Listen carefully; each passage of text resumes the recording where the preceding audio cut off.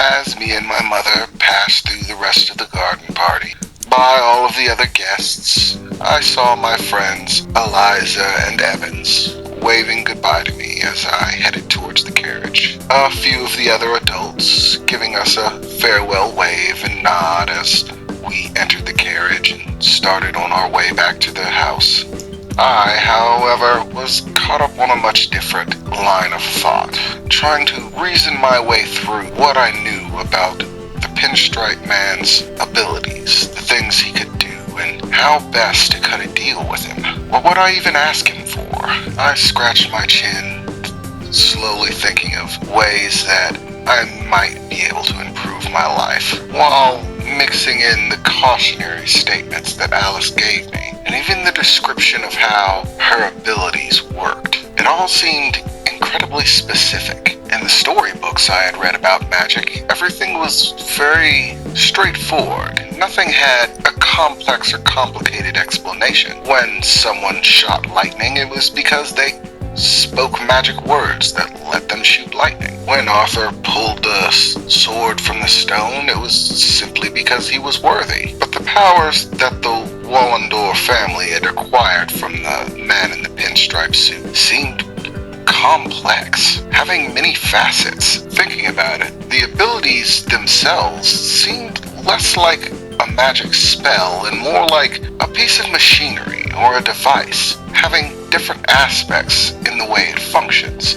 much like the way you put fuel into an automobile and the automobile uses that fuel in order to run. And there are countless different aspects to the construction of an automobile. It's many different parts and pieces that all work together in order to achieve a function. More and more, after being told about the existence of magic, magic stopped sounding like magic and started simply sounding more like a science. The more one understands about science, the greater one's ability to use it to their advantage, I suppose. And then there was the fact that Alice bothered to get a secondary power from the man in the pinstripe suit. The power Forever Fortunate all by itself seems like it would be enough to make anyone happy. So then why would Alice barter from him another ability? Was there simply more to the power of Forever Fortunate than was made clear by Alice? I suppose it was a short conversation. We didn't really get into the finer details of things, mostly being exposition. I suppose Alice was simply trying to cover as much ground as she could. One way or another, I suppose I'll have to ask her about it. Whether or not that'll be before or after I see the man in the pinstripe suit again is a question that I don't have the answer for. Reginald, my mother exclaimed, breaking my train of thought. I looked over at her, sitting gently on the other side of the carriage, hands crossed in her lap, a serious expression on her face. Now, Reginald, you did very well at the garden party tonight. It was clear that Madame Sanderson arranged that little event in order to try to make her son look good. I suppose it's only proof that stacking the odds in your favor is no replacement for actual ability. And as for your final round, the deal I cut with Mrs. Sanderson to display our children's abilities in the art of business worked exactly as I had hoped it would. My mother began to look away, staring at the other side of the carriage, as if there was someone else there, very focused, seeming lost in thought while speaking, hands clasped tightly in her lap as she did. There were many influential businessmen at that garden party, many of which worked with your father, at least once, if not more, some still ongoing. You proving yourself superior in matters of business should look favorably. If all goes well, word should reach your father through his business contacts.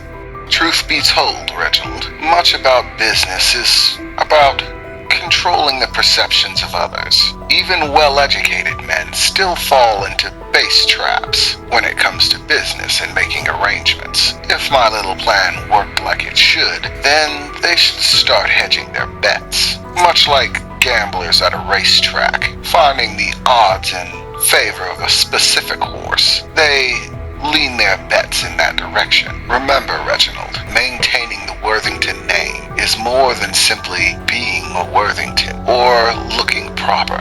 Sometimes it's about ensuring that people believe the Worthington name is what we say it is.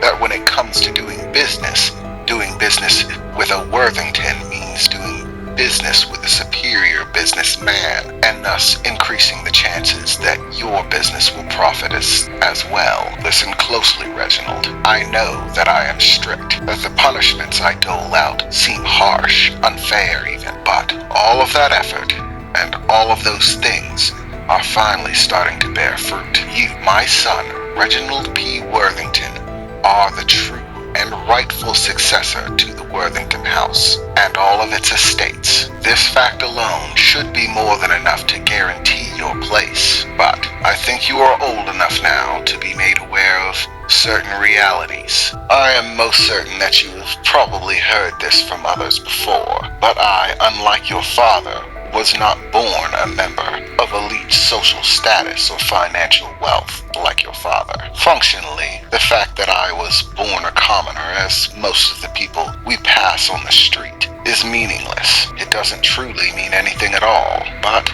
those of high status, noble birth, prestige, and wealth, born with a silver spoon in their mouth, treat the blood of a commoner as if it were poison. To them, my lack of heritage within the upper class is a weakness, a genetic weakness carried in the blood. And the truth is, regardless of what dress I wear, how pretty I am, how many jewels I adorn myself with, all they will ever truly see when they look at me is a commoner, someone pretending to be one of them without actually being so.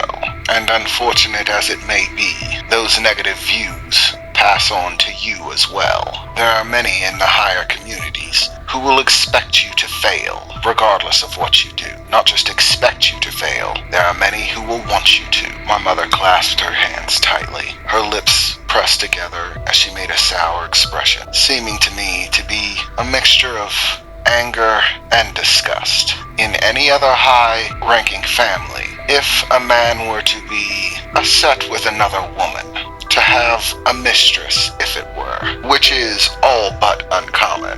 Even if these mistresses were to bear children, there would still be no question as to who the main inheritor of the estate will be. The man's wife, as well as the children she bears, would be the rightful successors, even if small portions went to the mistress and her children. But Reginald, we are not of noble birth. Myself at all, and you only half. What this means, effectively, is that there is a great deal of pressure on your father. Socially, it is unacceptable to marry a lower class individual such as myself, and to have a child that is not of pure upper class birth inherit his estate. Well, quite frankly, there are many who would prefer a bastard child born to a mistress to inherit his estate and do business with them, so long as the mistress is of the upper class as well. I wish I could say that it didn't matter to your father, that our relationship was one of love, trust, and compassion for one another, and therefore that love transfer would include my son as well, but that is not the case. To your father, I was merely a rose he found growing towards the side of this road. He found it appalling to simply leave something so beautiful sitting in the dirt. So he plucked me from the side of the road, took me in, claimed me as his own, but to him, that's all I really am, Reginald. Something beautiful that he wanted, that he desired for himself. I knew this when I married him, but just as he wanted me for my beauty, I accepted his proposal, not for myself, but because I knew what it could do for my children, to not have them born the son of a bartender or a farmer, to have the best of everything, an education, to be taught how to truly succeed in this world, and a chance at claiming it for themselves. It is not fair or just, but it is the reality we deal with all the same. My mother stopped staring across the carriage and looked directly at me. She leaned over, placing a hand on my knee. This is why I tell you that you must do better, Reginald. Why I am so strict. Why your lessons run so long. Unlike those truly born into the highest points of society, we do not have the option to fail. We do not have the grace to be inferior in anything, any flaw at all. A lack of knowledge, experience, ability, even physical strength, Reginald. Anyone of high birth can have these, and most do, but because I am not of high birth, and by extension you, these are looked at as products of low birth, 100 times worse than anyone of high birth having them. It is not fair to expect perfection from anyone, and yet from us and us alone it is demanded. If we are not superior in absolutely everything, then whatever small flaw that we might have will only be looked at as proof of our inferiority, our dirty commoner blood. My mother leaned back in her seat, and again that expression of anger and disgust crossed her face as she raised her hand to her mouth, biting down on her thumbnail. Remember this always, Reginald. As unfair as it is, as unjust as it is, we and we alone must fight. We must fight for everything, and we must always win. We must fight even for what is rightfully ours.